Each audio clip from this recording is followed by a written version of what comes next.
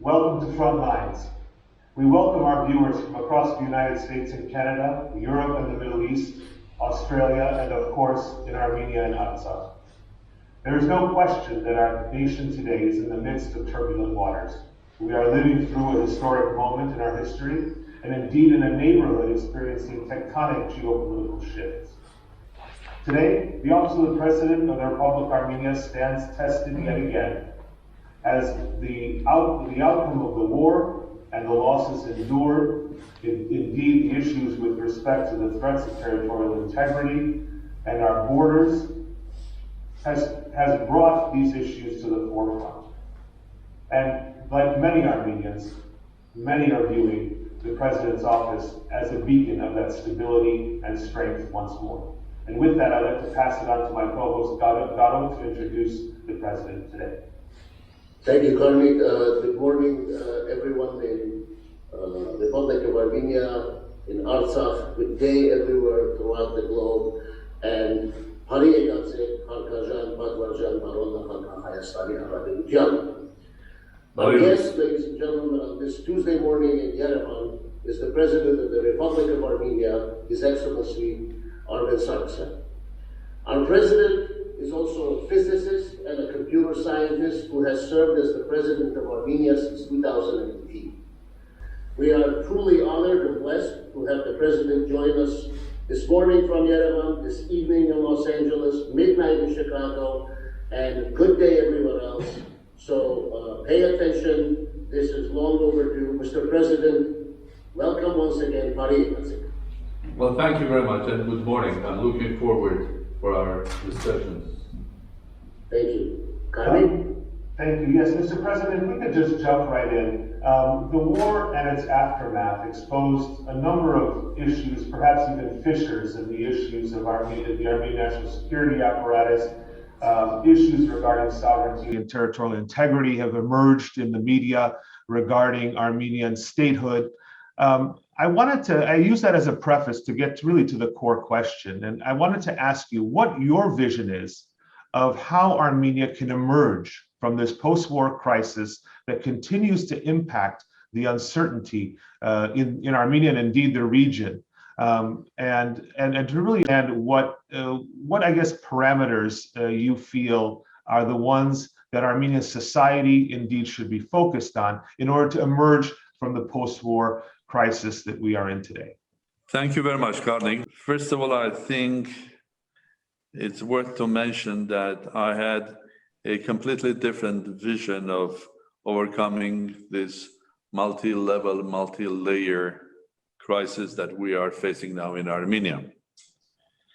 And on the practical side, when the war was stopped, and we had a ceasefire, in one of my first announcements, I made it clear that in developed, normal, democratic states, after the war of this scale and the loss of so many young lives and the loss of territory, the loss of big part of Karabakh, the logical thing would have been the resignation of the government to open a practical route to the future.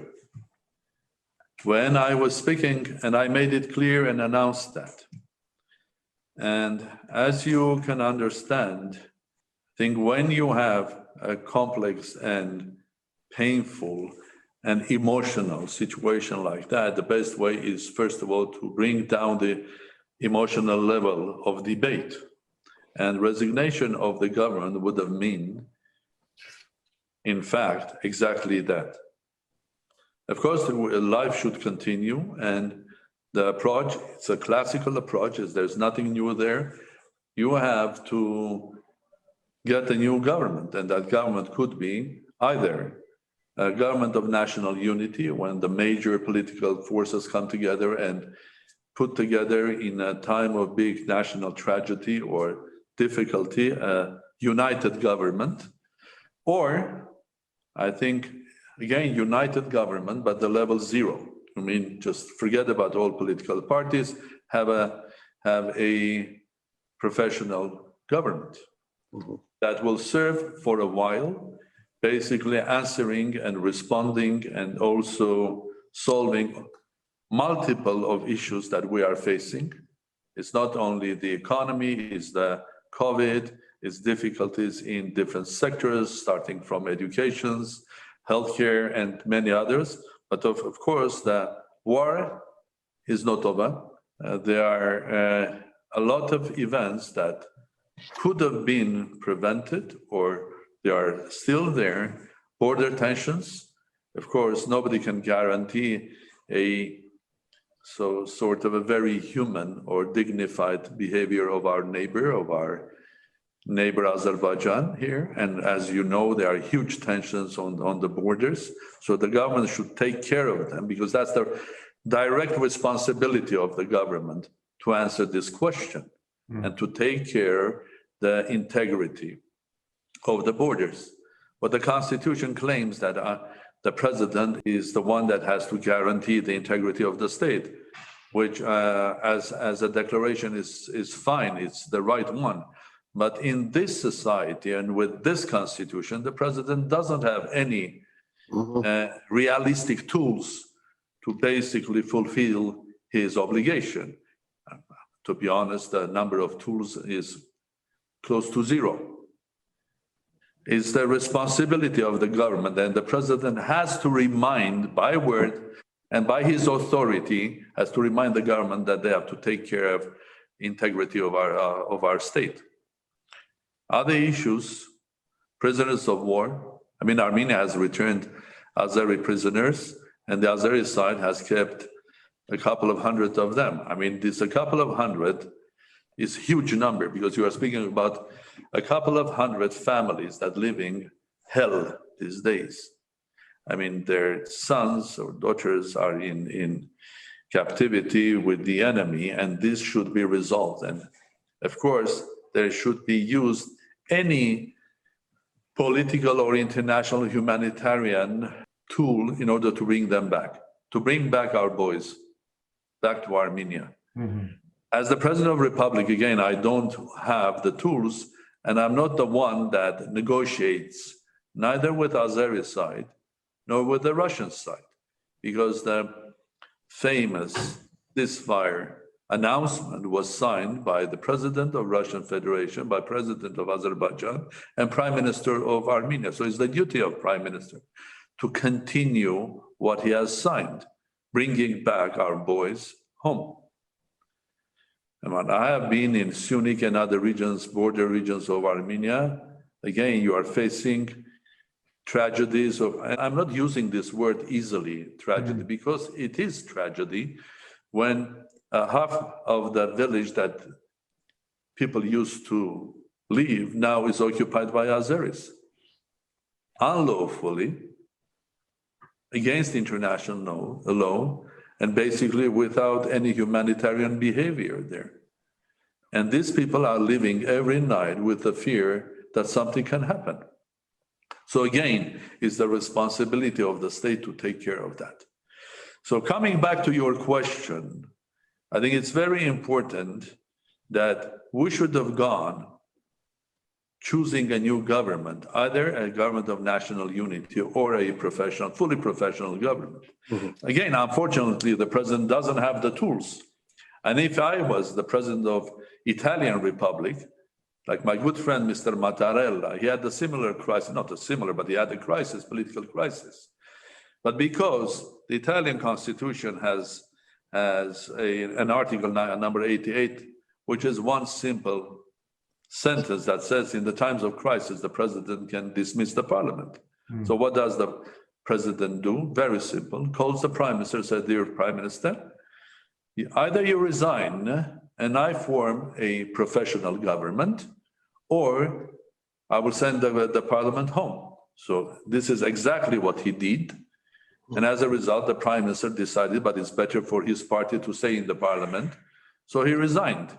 While in the meantime, President Mattarella brought Mr. Draghi, who used to be not political person, he used to be the governor of the Central Bank of Europe, as a professional prime minister, and they created a professional government. They overcame the crisis. and the country is in stable situation.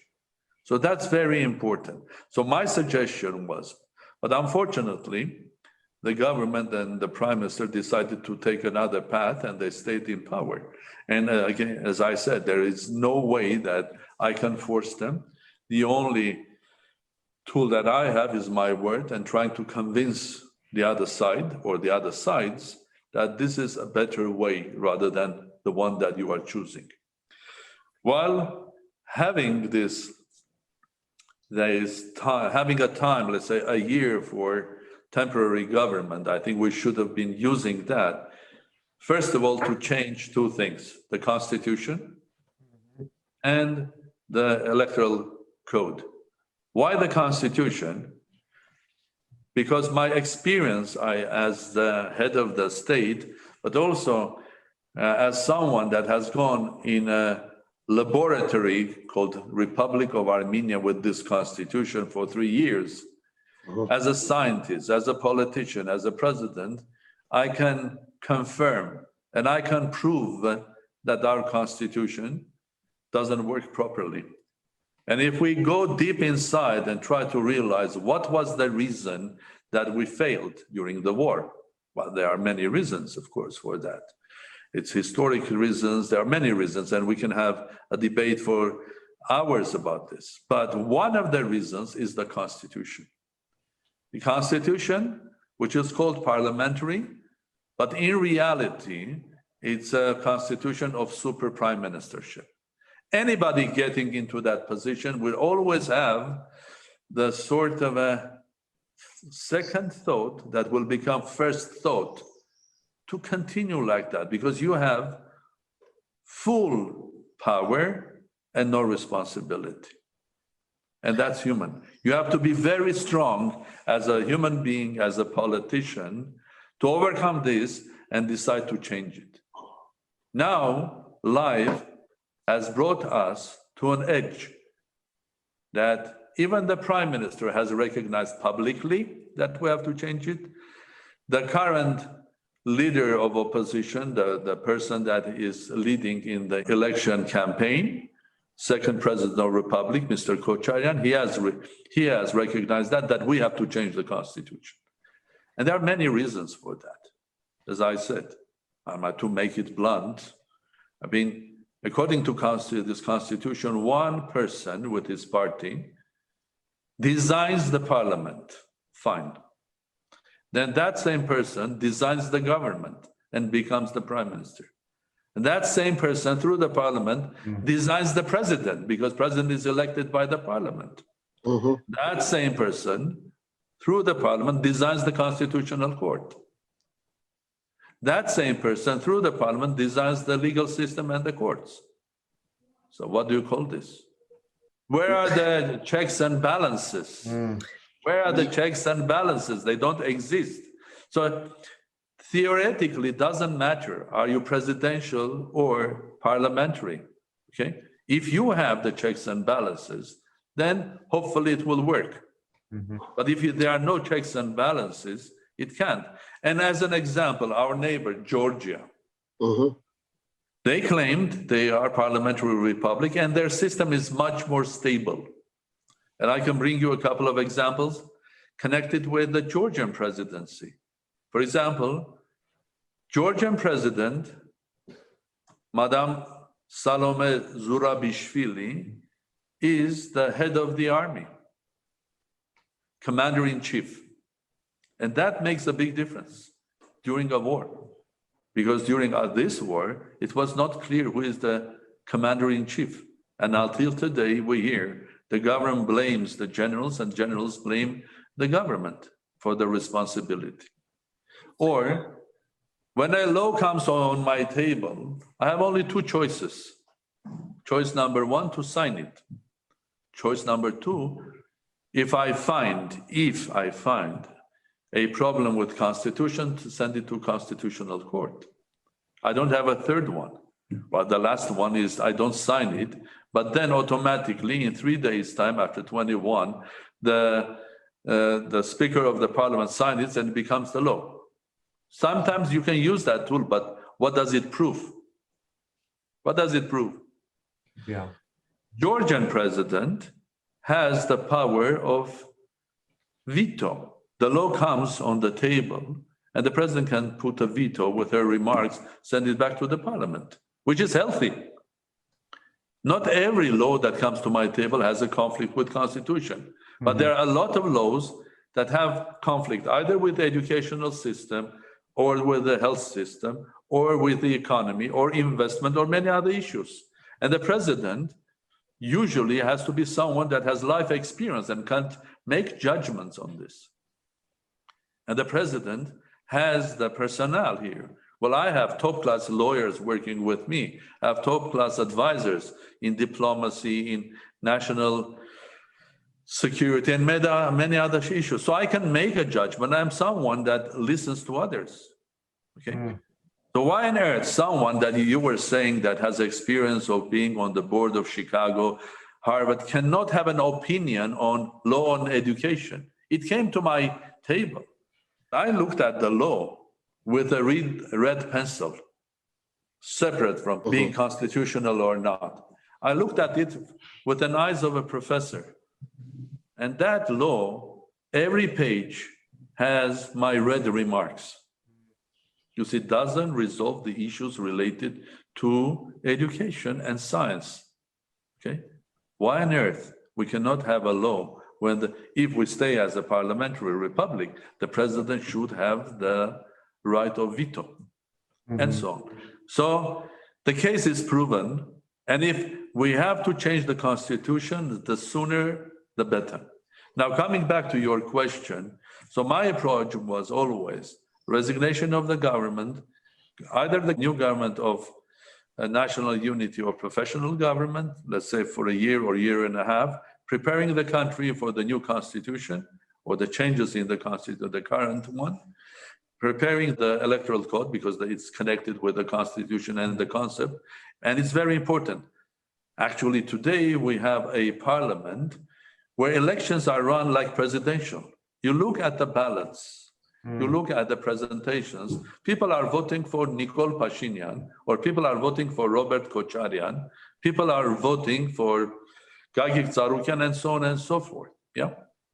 They are not voting for those who are in the list. And the worst thing, you go to the villages in Armenia, ask them, who are your deputies? Who are the members of National Assembly that are representing you? They don't know. They don't know. It's a house of representation. And in Armenian, it said padgamavor, someone that takes the padgam, the message, from the village, from the city to the parliament, and backwards from the parliament back to those people. There is no padgam.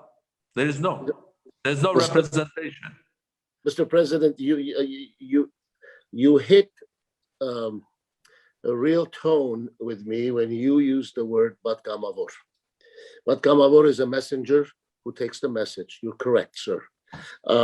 You recently, you just spoke about the need for constitutional reform, with which I believe my colleague Gառնիկ and I agree. And you further have made recent remarks about the need for constitutional reform to also be inclusive of the diasporan talent. I believe the way you phrased it, Սպիրկում դարբեր ոլորտներում ամենաբարձր աստիճանի ու հաջողության հասած մարդիկ սահմանադրությամբ իրավունք չունեն Հայաստան վերադառնալ եւ բարձր պաշտոն ունենալ. How do you envision, and you've talked about we need to be together, you've spoken about we should not separate between black and white, us or them, and you know, the list goes on. So how does the diasporan, who lives and breathes and wakes up and sleeps and has been doing so for years and years, and many who rediscovered their identity as Armenians because of the 44-day war, who agonize, how can we go about this? There'll be elections June 20th. As president, as a statesman that you are, do you think you will be able to reason with those who will come into parliament, whoever they may be, for this to actually occur so we can be the one nation that we believe we are? 10, 11 million strong. Yeah.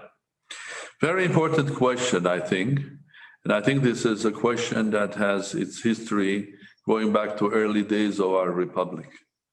I think we took the wrong path from day one. And I had the same opinion early 90s. I knew that my opinion was different from then President of Republic of Armenia, Levon Ter-Petrosyan, and other colleagues. But I always believed that this country has one priority, one strength, one prime power that this nation, as a nation and as a state, can use, which is Armenian people.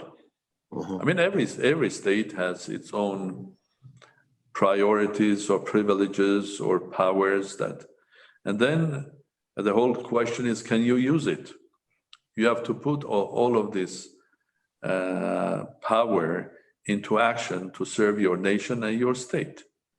Well, let's not go far. I mean, our neighbor and our neighbor with whom we had this war, Azerbaijan, we won the first war which was stopped in 1994. For 26 years, we were victorious, okay? Did we act properly? I would say no, because we had things to do which we didn't do it. But in 1994, Armenian forces were controlling most of Nagorno-Karabakh or most of Artsakh and further territories which were not initially a part of Nagorno-Karabakh Autonomous Republic of Azerbaijan. What happened with Azerbaijan after this defeat? I mean, the leadership in Azerbaijan decided to use their own privileges or their own power, which is simple at the end of the day. It's the oil. It's the being a logistic crossroad, from the roads going from Caspian, Central Asia, further down to the west to Europe. To use their friendship with Turkey, full scale, and of course to use their friendship with Russia as well, for components, okay? Now, and they got what they wanted 26 years after. And imagine Azerbaijan without the pipeline. To be honest, when I remember those days, I could guarantee you that President Aliyev's father, for him, the pipeline was more important than Karabakh. Because he knew he could get Karabakh back if he can have the pipeline. Because the pipeline was the key to make Azerbaijan powerful. To make Azerbaijan powerful, to make money, to use that money to build an army, and so on and so forth, okay? And I think that was the right time to negotiate for the future of Karabakh. Because Father Aliyev, being someone reasonable, would have come to a compromise with us on the future of Karabakh, because, as I said, for him, the pipeline was more important. And those days, everybody believed that Armenia had the most powerful army in the region. I mean, it's everybody, starting in Russia, in NATO, everybody. So they were taking Armenia seriously as a military power of the region. And that was, and we were politically well exposed or positioned, because majority in Europe or the world had sort of a positive emotional approach to Armenia, which is not the case now, because we have lost that as well in our diplomacy.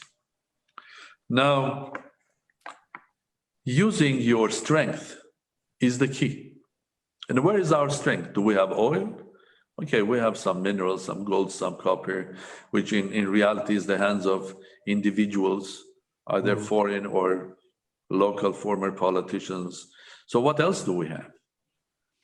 The real value that we have is our nation, the talented people worldwide, hardworking, with knowledge that they have accumulated, working in different societies, different cultures, And that's a huge value at the end of the day.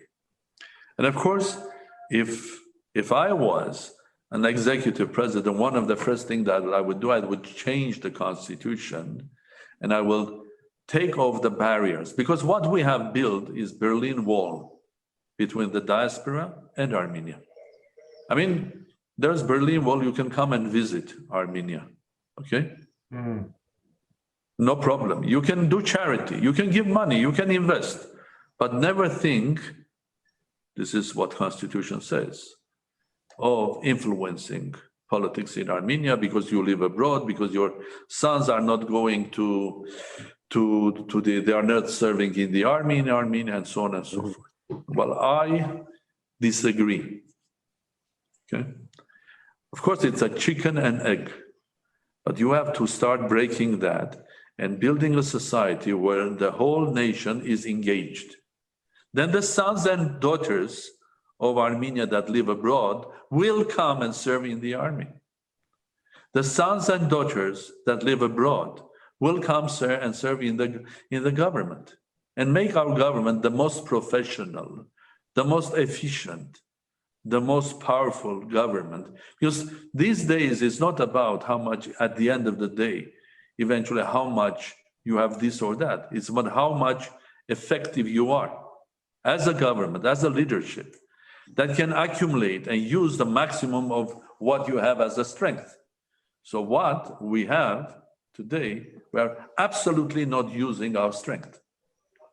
Will look like an Arab state in the Gulf or any state in the Gulf that has decided they are not having huge reserves of oil, they have decided not to use it. So what would that state look like? A desert. But now look at these states. There are no deserts. There are phenomenal states, phenomenal cities. They are investing money. And where are they investing money that came from oil? Into people. You go to Doha, to Abu Dhabi, to Riyadh, they are investing money in universities, education, in people. So we are already a state that people are invested. They are invested in Armenia, they are invested in Russia. There are as many Armenians living in Russia on highest levels.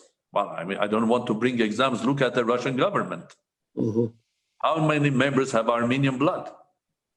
They are being educated and prepared in Europe, in France, in Germany, in Britain, in Italy, in North America, in Canada, in United States, in South America, in Argentina and Brazil, in Middle East, in Far East.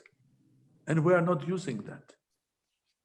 I mean, the states are using their oil in order to educate people because the real power is in people. And we have this real power and we are not using it. A quick follow-up is this. When we are speaking about the resources of the Armenian nation, the diasporan resources, right next to Armenia, historic, frontier Armenia, is Republic of Artsakh.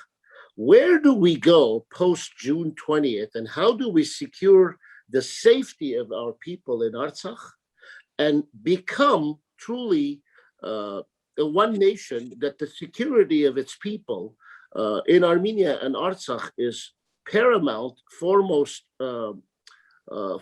priority, and then taking a step further, just like the United States, where I live in Los Angeles, where Carnegie lives in Chicago, we know that it has armies in different parts of the world outside of the United States. And those armies outside of the United States serve the interests of the United States. So I liken it to the Armenian community of Southern California, the Armenian community of Lebanon, the Armenian community of Iran, Syria, Paris, France, everywhere, South America, Russia, are all soldiers of the Armenian nation living abroad who can serve the Armenian nation. And there must be a way where we can bridge between Armenia and Artsakh, not just the Lachin corridor, but a real bridge. And sir, I must implore you as a statesman, as the president who has been stripped of constitutional, there must be a way, because you are a master negotiator, so you must be able to come up with a solution. What is the solution? Okay. Well, you raised the question about the safety of Artsakh and security of Artsakh, future for Artsakh. But we have the same question for Republic of Armenia today. Yes. No different. No different. And we have to be serious here. Okay. And I think in one word, the solution, I call it the Fourth Republic. Have you read about this or not? If you have not read it, I'll send you the article that I have printed. I have published it in, it's 6-7 pages, simple. It's called the Fourth Republic, basically saying our Third Republic, we have done a lot of things right, because we had the First War winning, we have built a state, many positive things. Let's not forget it, the state is there. But we have to recognize that we have done also a lot of things not right, but wrong. And there's a big list of that. And one of the wrong things that we have built a Berlin Wall between diaspora and Armenia. That Berlin Wall should be destroyed. But that will not resolve the issue. They should be resolved, and there are many ways of engaging Armenians abroad, not only in developing Armenia's economy, educational system. We see the results of that. Everybody in Yerevan is proud of Tumo. Okay? The school, after class school for young boys and girls that come, everybody, whoever comes to this country, we take it to show them Tumo. Okay, Tumo. Okay, President Macron goes and sees Tumo, Chancellor Merkel goes, everybody wants it. There is one in Paris now built by Tumo. So what is Tumo? It's an idea that came from a gentleman that you know very well, from America. And he brought his money, his ideas. And what Armenia had to do is to just support and don't make his life miserable, to help him to do what he wants to do. You spoke about Diligence School. Where did it come from? From a lot of investors from Russia. It is Nubarov, Ruben, Vartanyan, and others, and including me, a little bit, I'll help them as well. So it is a result of the action of diaspora. Okay, the Armenian electricity network is owned by Samuel Karapetyan from Russia. He invests into the electricity system in Armenia. Everybody comes to Armenia now, they are proud because there is a modern airport there. So who built that? Eduardo Ernequian. I mean, you go to Echmiadzin now.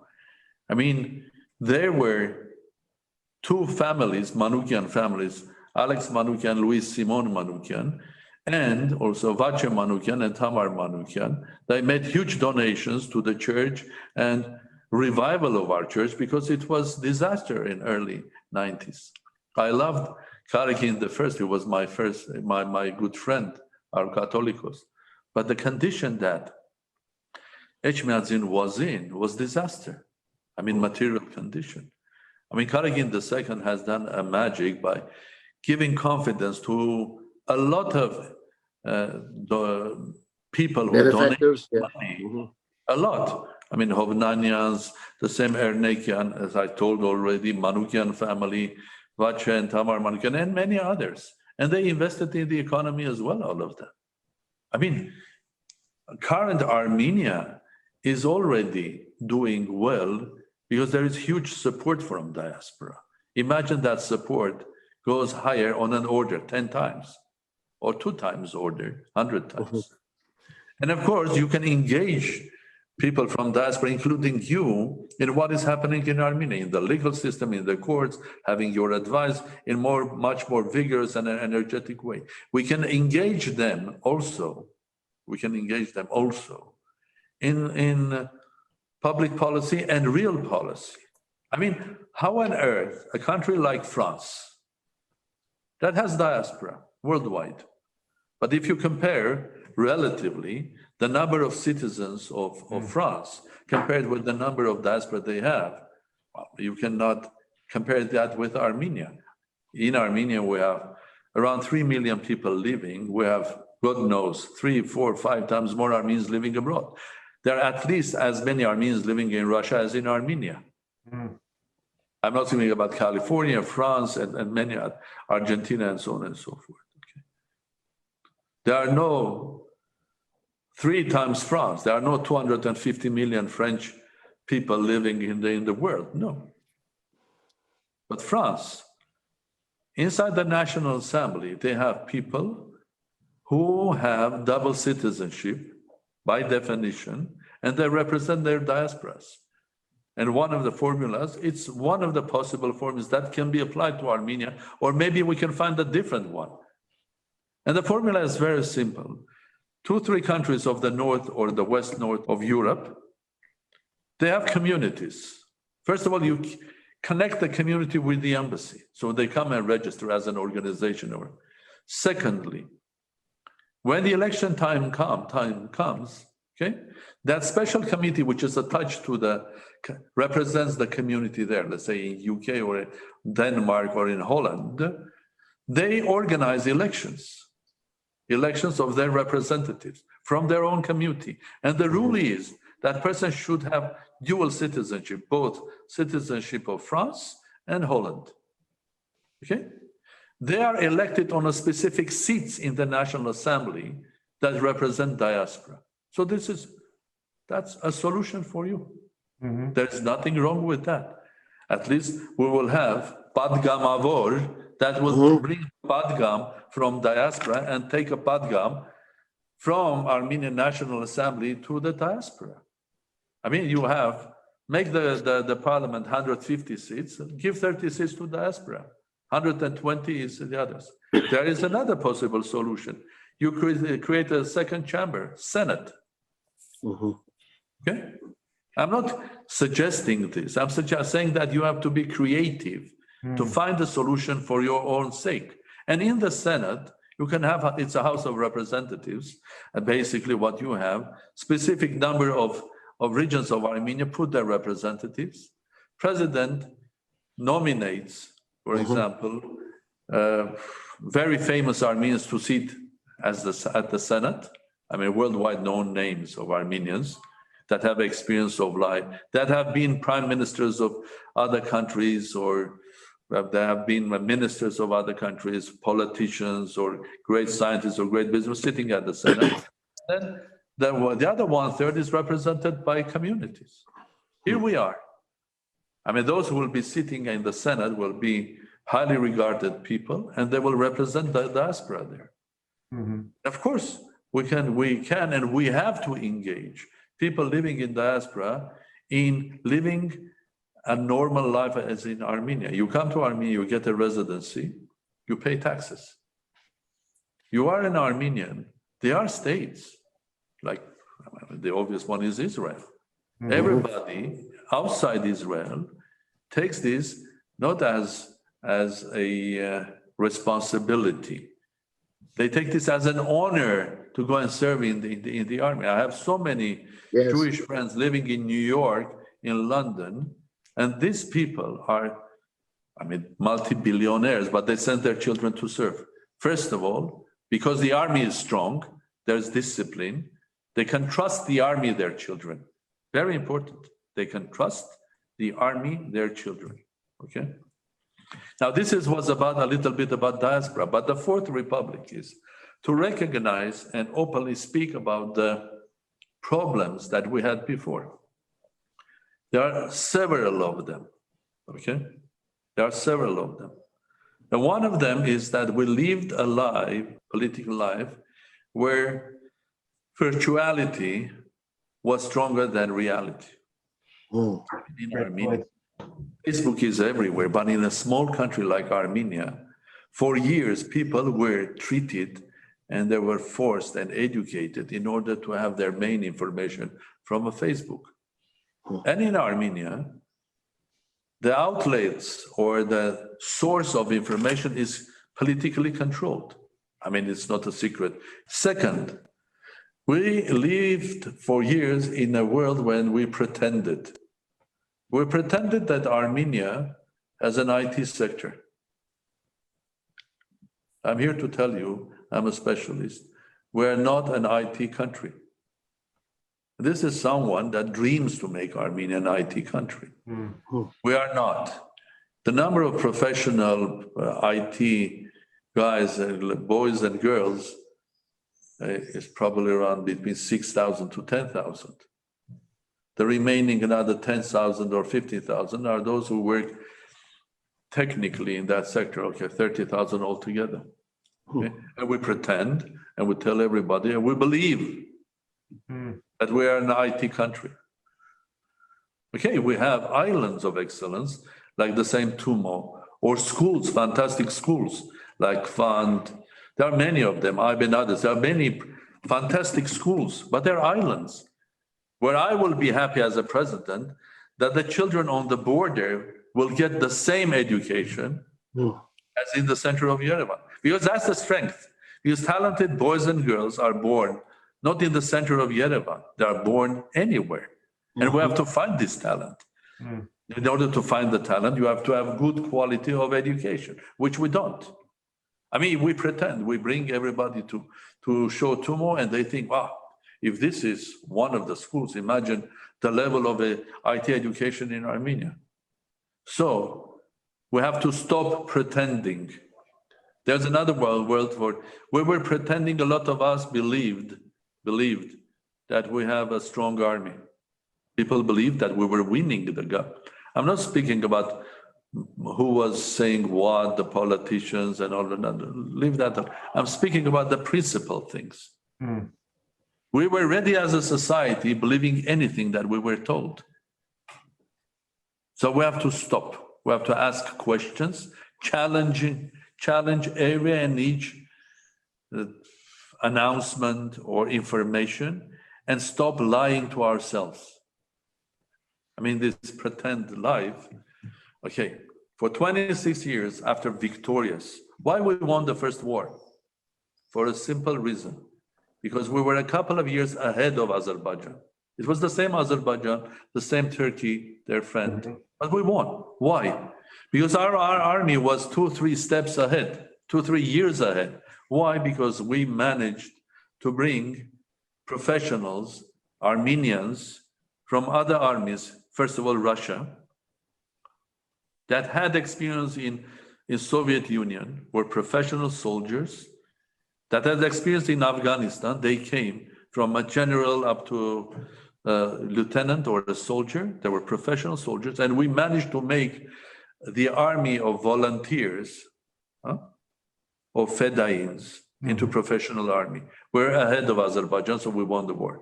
Now Azerbaijan is ahead of us for 10 years in new technology structure with the help of the oil, with the help of the money and Turkey. Yeah.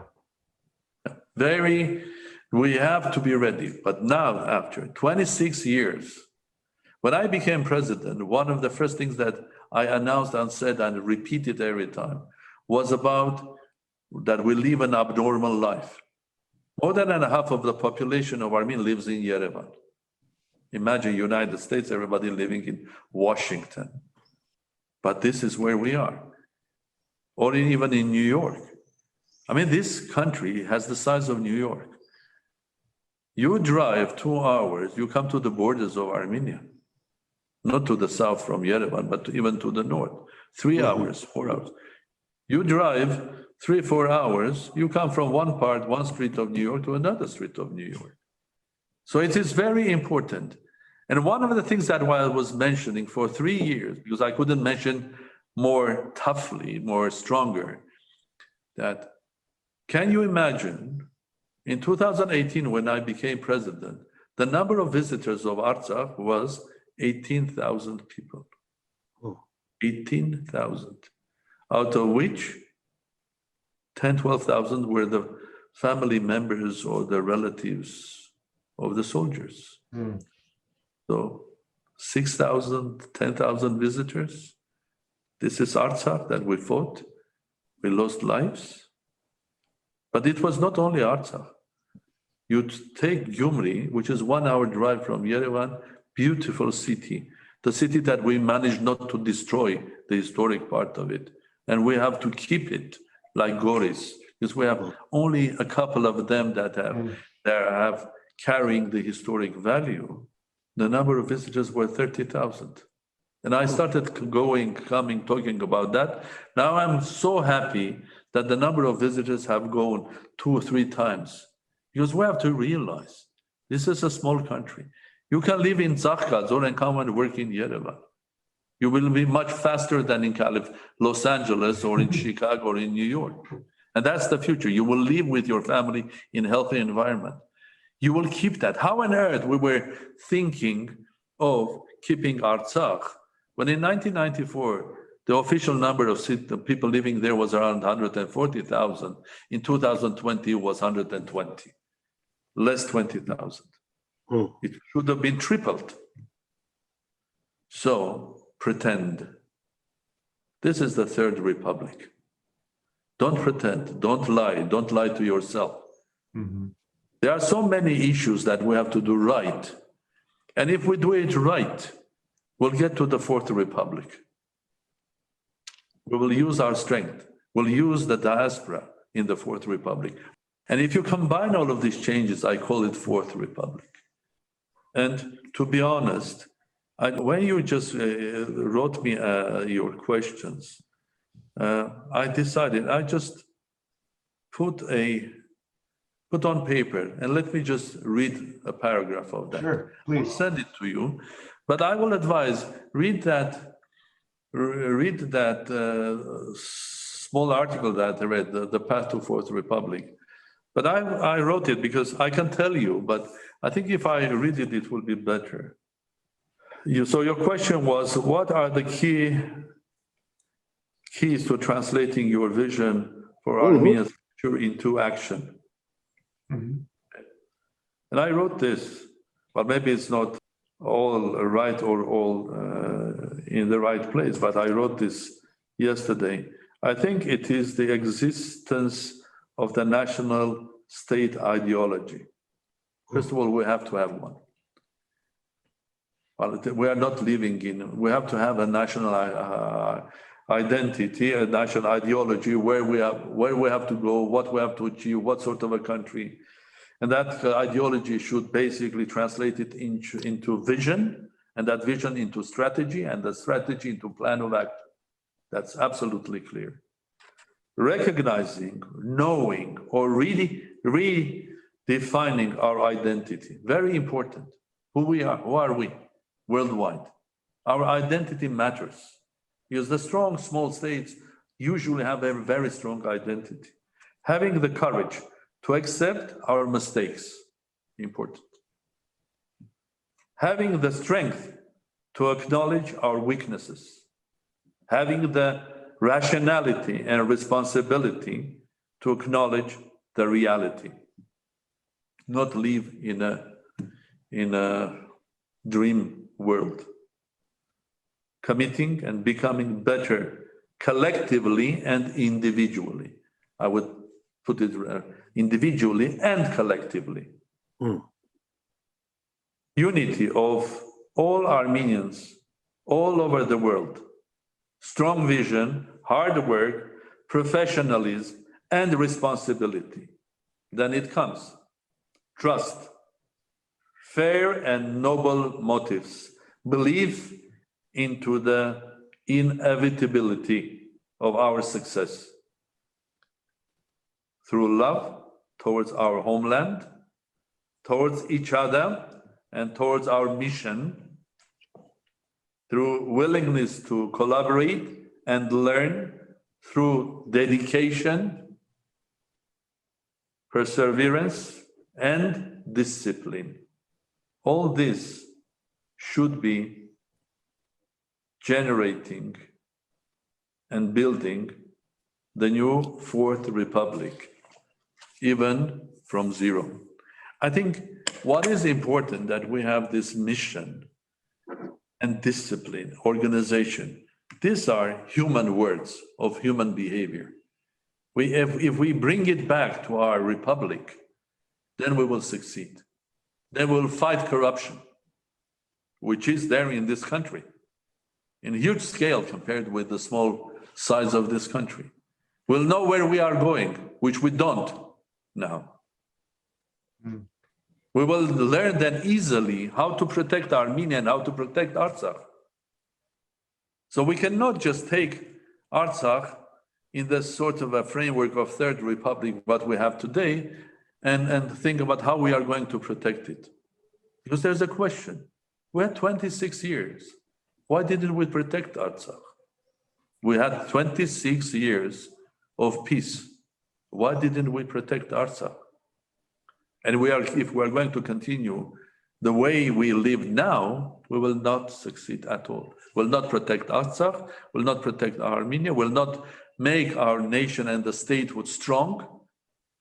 And we have the chance, because in the 21st century, this is going to become very soon as a world where natural resources will be secondary.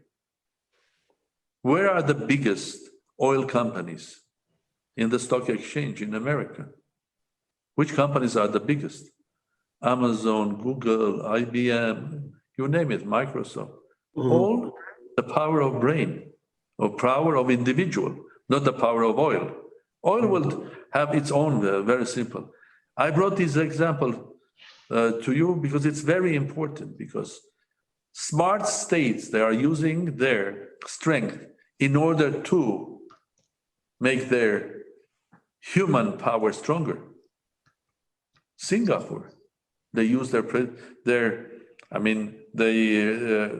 ports, location, everything for promote education, science, technology.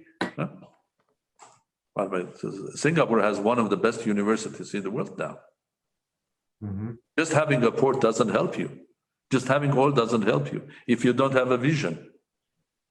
So we are, by definition, we have the possibility of making Armenia strong and making this nation strong.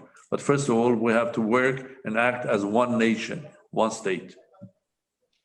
No Berlin walls. And I wanted to follow up, if I may, real quickly on the point of the Fourth Republic, the image that you painted so eloquently. Clearly, there's the value of investment in human capital. One of the main aspects of the picture you just painted is a Fourth Republic that is outside looking, not inside looking, outside looking, not only for its human capital. And this is where I'd like to segue to a point which I think will draw on your history as a diplomat. When you mentioned the fact that the amount of the significant portion of the Armenian population that lives in Yerevan and really had no exposure to Artsakh, to Goris, to Gyumri, it brings to mind the fact that a country in this geopolitical reality, at this moment in time, and one that is so concentrated in the capital, as you were comparing it to the United States and other larger countries, it seems that this outward-looking aspect of the Fourth Republic is on multi-levels, and one of them, I think, has to be a realistic appreciation of the geopolitical neighborhood in which Armenians live today. And I was hoping that you could opine just a little bit on whether it's through our diplomatic corps or whether it's through our governing approaches or our alliance building, a vision, a national identity is going to have to appreciate where we are. I think the war itself awakened the global Armenian nation to the immediate neighborhood, not necessarily the Azerbaijan and Turkey issue, but the issue of mercenaries from Syria, the role of Iran, the role of, or the lack of role of Georgia, for example. I think that what are your thoughts on on inspired leadership going forward in really understanding how this vision of the Fourth Republic looking outside, what does that translate through diplomatically? Because it seems that the leadership of a country that is in this particular political reality, and it's almost impossible that that sophistication of this sophisticated diplomacy and understanding of global relations is almost a prerequisite to governing a nation like the Armenian Republic. Well, I agree with you. It's an important question that you are raising. There is no way that you can have Fourth Republic, which is basically inward looking. No way. Many reasons for that. First of all, unfortunately, during the Third Republic, we were very much sort of inward looking at our own issues, basically separating ourselves even from diaspora, as I said. Okay, you are allowed this, but you are not allowed that, and so on. And I'm not speaking about getting yourself being much more active internationally. And therefore, for that, there are several reasons. Reason number one, the world has changed. I mean, what is neighborhood is different today. Let me give you an example. For me, there was the war. Now the people are busy with elections. I hope it will bring a bit more stability and understanding to the future of the country. I'm not sure that it will. I'm not sure with the results that we're getting. I'm not sure with the culture that we have created during these years. I'm not sure with the hatred and absence of tolerance that we have created all of these years, that 21st of June will be resolving our issues. I hope.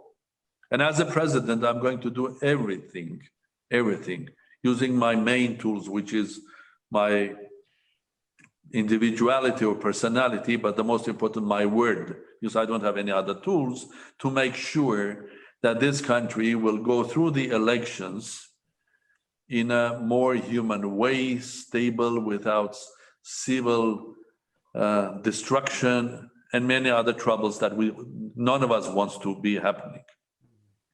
Now, coming back to the idea, so the Third Republic was based basically in general terms on a closed society, closing yourself from diaspora, from others.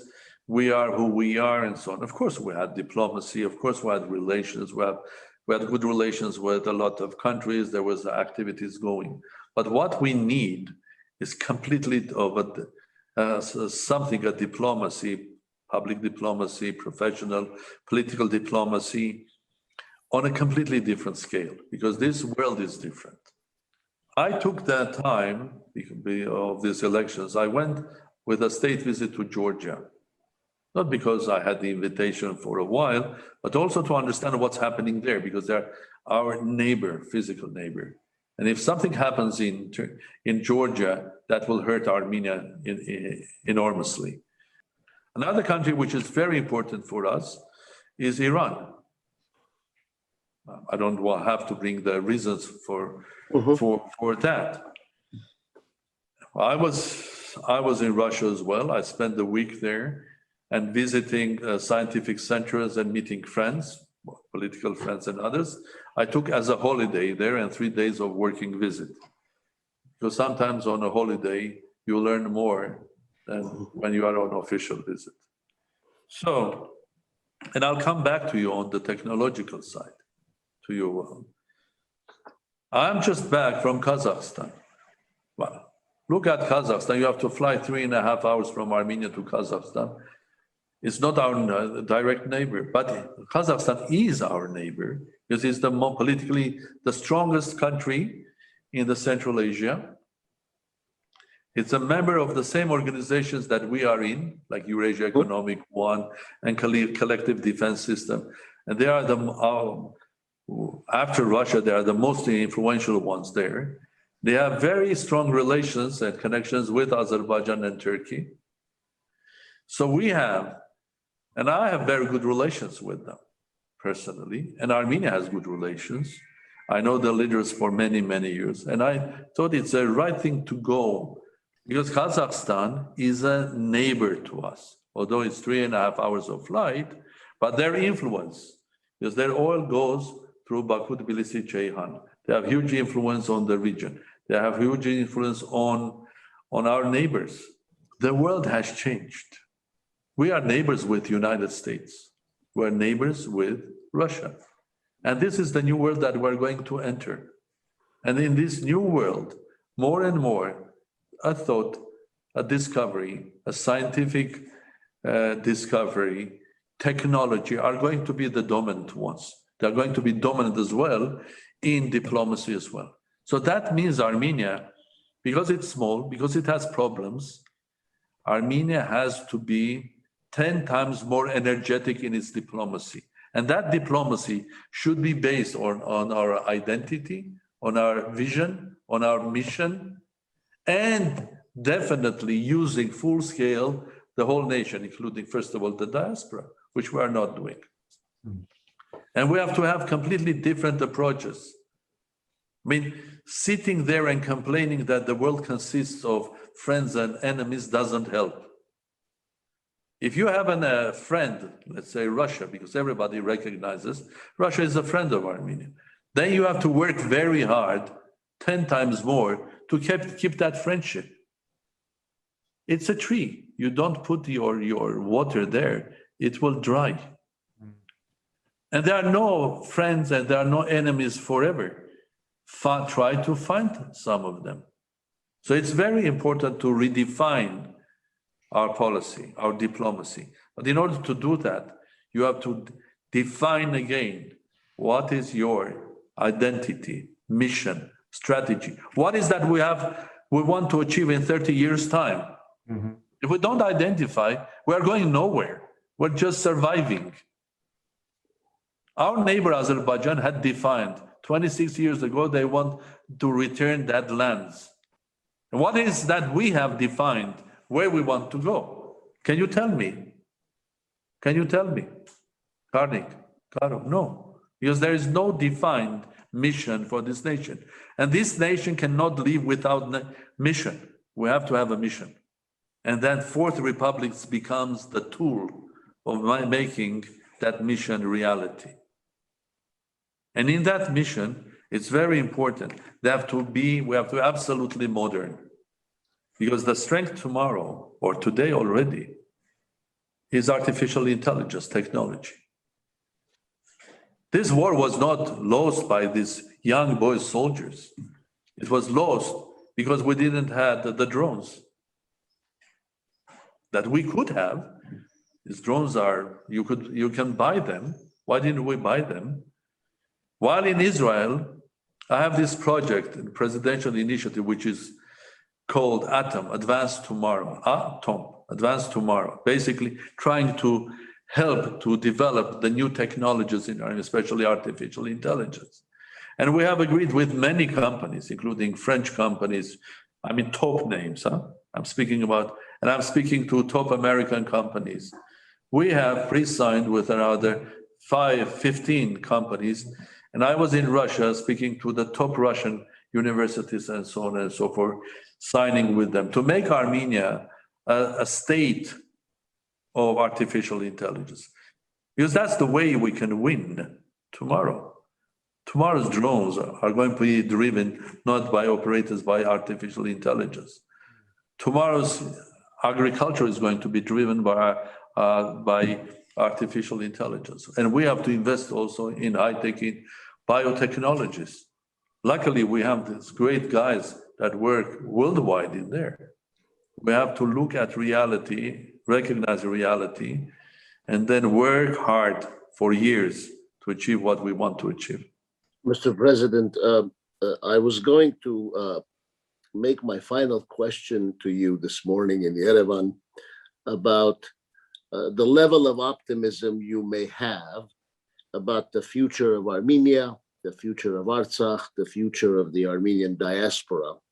But you mentioned about what is our vision? We didn't have a vision. I thought in the diaspora, at least for me and many others like me, we thought our vision all along was to find a final solution to support the right of self-determination of the people of Artsakh. We never thought Armenia was weak to the point of being taken over, not just in the war of aggression against Artsakh, but now within Armenia territory, in Syunik, where Your Excellency, along with our dear friend, the Ombudsman of Armenia, Arman Tatoyan, had a multi-day visit not too long ago, where every day we hear several reports of human rights violations, sovereignty violations.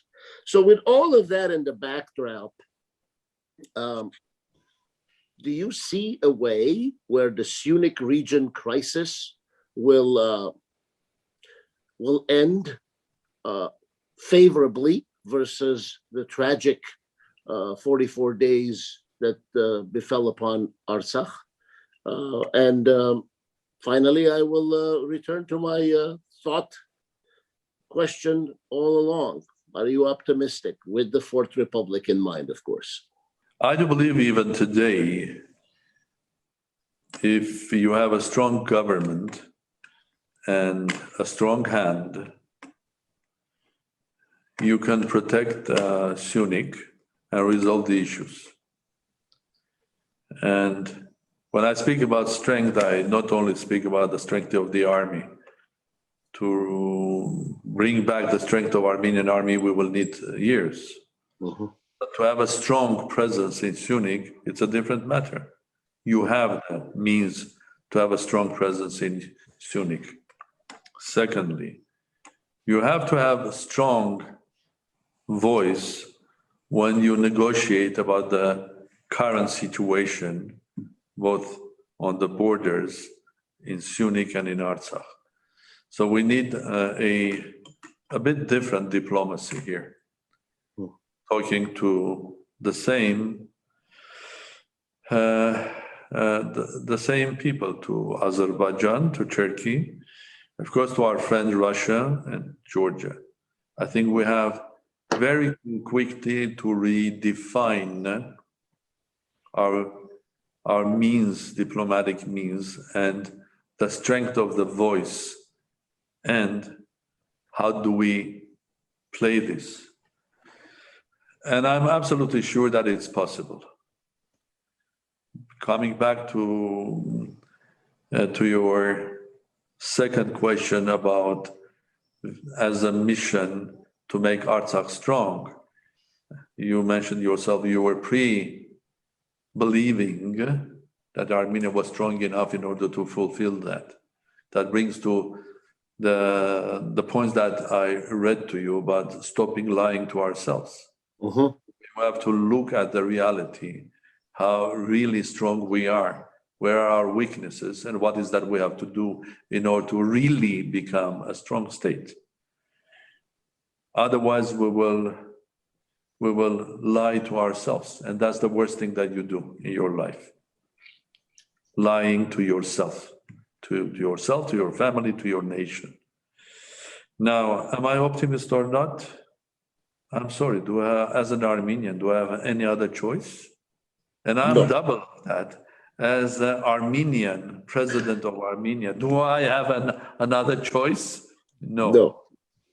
And to be honest, I am not only optimist because of these two reasons, being an Armenian and the president, but because also I see the huge potential that we still have to build, using the human potential of this nation to build a very strong state, a state of 21st century that is focusing towards future rather than the past, because all of the past problems will be resolved, all of them, if we have a strong presence in the future.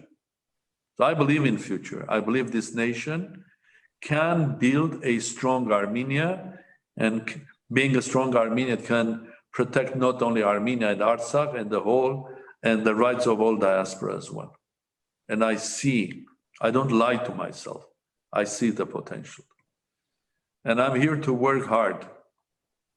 The only thing with this Third Republic and and the constitution is that it's absolutely frustrating for me, to be honest, because I live every day knowing that I am using 5, maximum 10% of my capacity. I could have done much more, both in diplomacy but things don't allow me to do it. It doesn't add pessimism to my optimism. I'm still optimist because I believe that we can build the fourth republic together. Thank you, Mr. President. Thank you very much.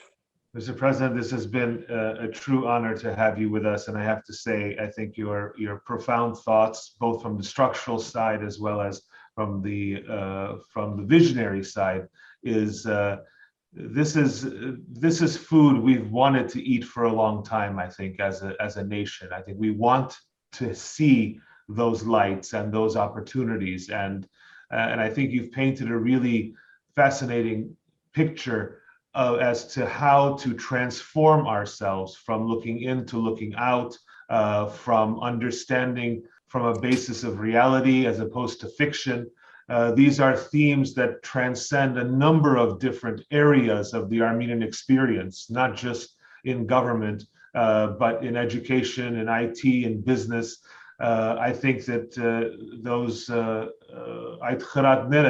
they are powerful thoughts and powerful images to guide our nation out of the present circumstances that we're in and into a future where we can realize the way you said, our full potential. And I'm sure that you know that both Garo and I, as well as a number of other Armenians throughout the diaspora, will join you in that mission always. And I think that the framework that you laid is one that is captivating and one that is promising. And we appreciate very much your time, Mr. President. I know that you're extremely busy, and we do, our audience also obviously appreciates the opportunity to connect with you from across the United States, Europe, Australia, the Middle East. We've received many, many messages in anticipation of your appearance here with us today, and I'm sure that as we can see the comments floating in, you have been remarkably received, as you have been historically, and I want to thank you for the time that you've spent with us to discuss these very important topics at this moment of real change, transition. Well, thank you very much from my side. I would like to thank you both and your audience and all of our fellow Armenians worldwide. And I really enjoyed talking to you, and I'll be always ready to have a dialogue with you and others in order to make our dream a reality. Thank you very much.